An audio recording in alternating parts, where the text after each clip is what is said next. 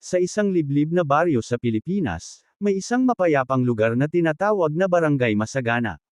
Ang mga tao dito ay kilala sa kanilang kagandahang asal at pagmamalasakit sa isa't isa. Isang araw, may dumating na balita sa baryo na magkakaroon ng malaking fiesta sa mismong pista ng kanilang barangay. Ang lahat ay nagagalak at sobrang excited na para sa masayang event na ito.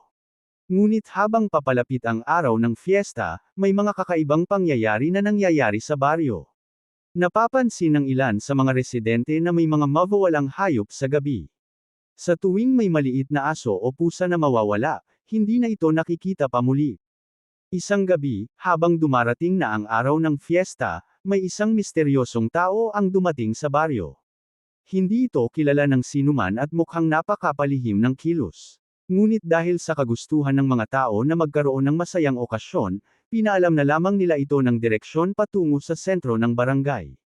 Sa araw ng fiesta, tuwang-tuwa ang lahat sa kasiyahan at sayawan. Ngunit biglang may nagsimulang mawawala sa mga bisita. Ang mga bata ay hindi na nakikita at ang ilang matatanda ay biglang naglalaho na parang bula. Nang mapansin ito ng mga natitirang bisita, biglang lumabas ang misteryosong tao na dumating sa baryo. Binasag niya ang kanyang pagkakakimkim at unti-unting bumalik sa kanyang tunay na pagkatao, isang aswang, handa na sa kanyang hapunan.